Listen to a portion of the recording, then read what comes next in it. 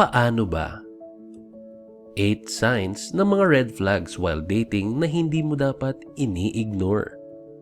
Please like this video, subscribe, and follow our Facebook page, facebook.com/paanoba-channel.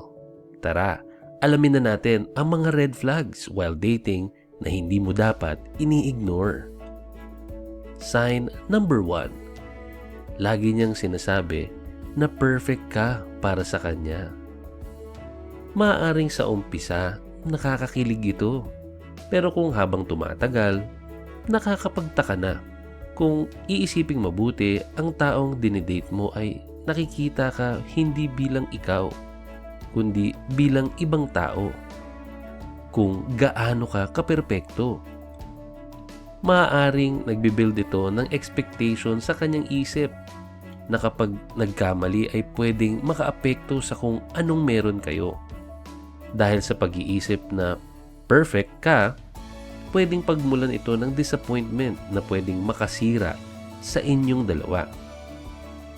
Kung talagang mahal ka ng isang tao, yayakapin ka niya kahit ano ka pa. Tanggap niya ang mga mali mo, na kahit ano man ang magawa mo, magkamali ka man, ay hindi ka pa rin niya iiwan. Ang sign number 1 na lagi niyang sinasabi na perfect ka para sa kanya, sometimes it's too good to be true. Minsan nakakatakot ito dahil merong false expectation na nagaganap. At madalas, yan ang nagiging simula ng pinaka-benchmark for disappointment. Kasi once na meron siyang expectation sa'yo at hindi nagtugma yung ine-expect niya, I'm sure meron at merong problem na masisimulan. Sign number 2. Ang kanyang sex drive ay mas mataas o mas mababa kaysa sayo. Wala namang mali sa kung sino ang mas mataas o mas mababang sex drive. Ngunit, mahalaga na magkapareho kayo ng nararamdamang atraksyon para sa isa't isa. Dahil aminin man natin o hindi, dapat ikonsidera ang pisikal na koneksyon kung nais mong makipagrelasyon. Hindi rin ito nagkakaiba sa emosyonal na koneksyon. Kung talagang malalim ang inyong pagmamahalan, dapat ay pantay kayo sa lahat ng bagay. Pareho kayong sumusugal sa magkaparehong nararamdaman. Kung ang isa ay walang gana sa pakikipagtalik at ang isa ay meron, maaaring makaapekto ito sa inyong samahan. Maaaring pagmulan ito ng emotional pressure, makasakit at pagmulan ng paghihiwalayan. Merong mga instances sa isang relationship na hindi nagtutugma ang kanilang mga kagustuhan at pananaw sa buhay, lalong-lalo na when it comes to sexuality. Alam naman natin na sa isang relasyon, ang sex or ang pakikipagtalik sa iyong partner ay ilan sa mga paraan para magkaroon kayo ng koneksyon, physical at emotional. Yun nga lang, pag nagkaroon ng hindi balanse or mas mataas na sex drive sa mas mababang sex drive, nagkakaroon ito ng false expectation or may posibilidad na maging masyadong conscious ang isa na baka kaya hindi mataas ang sex drive niya ay baka isiping hindi talaga ito interesado sa kanyang partner. Magandang ito ay mabalanse para maiwasan ang pag-aaway o paghihiwalay.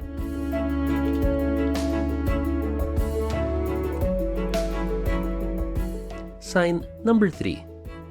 Hindi niya alam ang kanyang limitasyon. Napakahalaga ng personal space o privacy sa isang relasyon na kahit salo at magkasama na kayo sa mga bagay-bagay, mahalaga pa rin na nakakahinga ang iyong partner kung nakakaramdam na siya ng pagkakasakal sa inyong relasyon. Kung hindi nire-respeto ng kadate o partner mo ang iyong privacy at personal space, hindi ba't dapat ka nang makipaghiwalay at itigil ang inyong ugnayan? kinakailangan ay alam niya ang kanyang boundaries sa oras na umayaw ka sa isang sitwasyon o bagay. Mahalaga na kahit magkarelasyon kayo, ay may mga hangganan pa rin kayo na dapat ninyong irespeto. Tandaan, may limitasyon ang lahat ng bagay. Kapag ayaw ng partner mo, huwag mo siyang pilitin. Ilan sa mga bagay na na-overlook or hindi napapansin, madalas nai-ignore.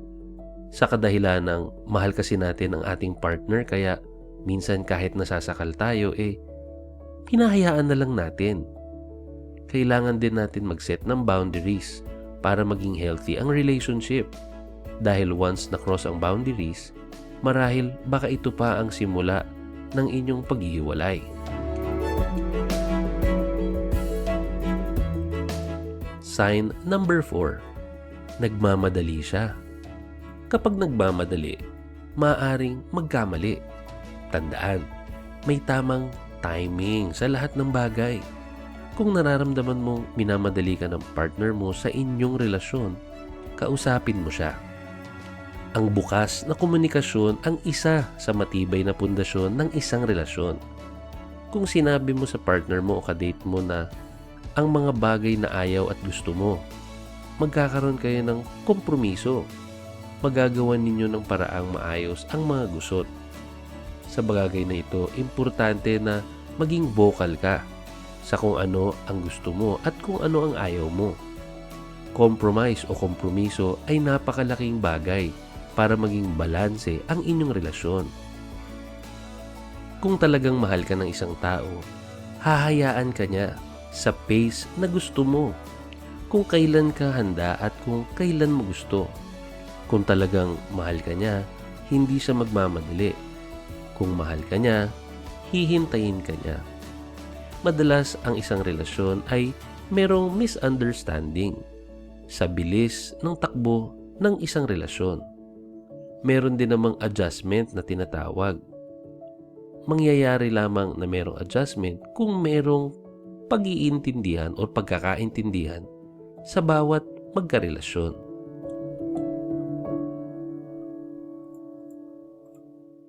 Sign number 5. Mahilig bumalik sa nakaraan. Ika nga nila, past is past. Isa sa mga dapat mong tignan bago mo i-date ang isang tao ay kilalanin mo siya mabuti. Kung ano ang nakaraan niya at kung saan siya nagmula. Kung paulit-ulit niyang inuungkat ang mga nakaraan at tila hindi pa siya nakaka-move on sa kanyang nakaraang relasyon niya, mas mabuti pang itigil mo na ang koneksyong binubuo ninyong dalawa. Kung inilalarawan niya ng negatibo ang lahat ng naging ex niya, maaari mong ikonsidera na red flag ito. Kung palagi niyang dinidescribe na ang may kasalanan lamang sa dati niyang relasyon ay ang mga ex niya, red flag ito. Dahil ang relasyon ay binubuo ng dalawang tao. At dalawang tao rin ang may kasalanan sa bawat pagkakamaling ito. Sa puntong ito, marahil merong mga hindi magagandang experiences na natamo or emotional trauma ang bawat isa sa kanilang mga nakaraan. Pero hindi ito tama or hindi ito wasto na ikaw lang ang merong magandang ginagawa sa inyong relationship. Sa isang relationship, it's a two-way street, ika nga. So, meron ding pagkakamali ang isa, malamang sa malamang, meron ka ring pagkakamali. So, sa mga bagay na ito, sa mga panahon na laging yung ex lang ang may mali, most likely, masyado niyang binivictimize yung sarili niya. At minsan, hindi na siya nagiging totoo sa kanyang mga desisyon na pati ang mga pagkakamali niya ay nakikita niyang tama. Kaya sa mga bagay na ganito, importanteng alamin mo kung ano ang kanyang pinagmulan, ano ang dahilan ng kanilang paghihiwalay. Sign number 6. Hindi ka niya kilala kapag magkaaway kayo. Nako, darating sa punto na magkakaroon kayo ng away dahil wala namang perpektong relasyon at wala namang perpektong tao. Kung nag-aaway kayo at parang hindi ka na niya kilala sa mga tuwing mag-aaway kayo, maaaring ikonsidera itong major red flag. Nangangahulugan lamang ito na hindi kanya nirerespeto. Hindi kanya ginagalang sa tuwing hindi kayo nagkakaintindihan. Dahil kung mahal ka ng isang tao, kahit na anumang galit niya, hindi kanya mumurahin. Hindi siya gagawa ng anumang ikasasakit ng damdamin mo. Sign number 7. Hindi siya marunong gumalang sa magulang niya. Isa sa mga red flag na hindi mo dapat ipagsawalang bahala at dapat mong obserbahan ay sa panahong nakita mo na hindi siya marunong gumalang sa magulang niya. Kung nakita mong hindi niya nirerespeto ang magulang niya kahit kaharap ang ibang tao, red flag na ito. Dahil kung hindi niya kayang respetuhin at galangin ang magulang niya, paano ka pa kaya? Kung kayang-kaya niyang bastusin ang kanyang mga magulang at mahal sa buhay, hindi na rin mahirap sa kanya na hindi ka galangin. Sa puntong ito sa sign number 7, napakalaking bagay nito. Minsan, ino-overlook again natin at hindi natin pinibigyan ng importansya. Tandaan mo, ang magulang or ang tatay at nanay ng iyong kapareha or ang iyong karelasyon, sila ang unang taong tunay na nagmahal sa kanya at tunay na minahal niya. Kung hindi niya kayang bigyan ng respeto ang mga taong ganong kaimportante sa kanya, most likely or malamang sa malamang, pati ikaw pag dumating ang panahon na kayo ay hindi nagkaigi, marami siyang mabibitawang salita na hindi maganda. Sign number 8. Ito ang huling sign na madalas ito talaga ang dahilan kung bakit marami ang naghihiwalay sa isang relasyon. Sign number 8 is masyado siyang malihim. Kung kayo ay nagdi-date pa lamang, normal na unti-unti kayong maging magkakilala. Nasa getting to know stage kayo kung saan nagpapalitan kayo ng impormasyon sa isa't isa. Kung talagang gusto ka ng isang tao, hindi siya mahihiya o mangingiming magkwento sa iyo ng mga bagay tungkol sa kanya. Hahayaan kanyang makapasok sa mundo niya. Kusa siyang magpapakilala sa iyo. Ibig sabihin lang nun na kahit hindi mo siya tanungin, hindi siya mahihiyang magbahagi. Pero kung malihim siya sa umpisa pa lang, hindi ba't katakataka na ito? Dahil kung totoong gusto ka niya, hahayaan niyang makilala mo siya ng lubusan. Maraming mga taong bago natin nakikilala at bagong pumapasok sa ating relasyon ay merong mga tinatagong bagay na ayaw nilang ikwento or merong mga bagay na hindi sila komportabling pag-usapan. Importanteng at lagi niyong tandaan na ang taong merong tinatago at merong nililihim ay malamang sa malamang baka merong kalokohan or hindi magandang magawa sa huli. Kaya importante na kayo ay maging transparent at maging clear sa bawat isa. Maraming salamat ulit sa panonood. Please like this video, subscribe, and follow our Facebook page, facebook.com/paanoba-channel. Kung meron kang natutunan dito or meron kang kaibigan na tingin mong kailangan malaman itong mga signs na ito, maaari mong i-share itong video na ito para mabigyan sila ng heads up kung meron silang dapat malaman sa kanilang mga kadate. Once again, thank you so much at muli kaming nagpapasalamat. For topic request and shoutout request, comment na lang and see you in our future videos.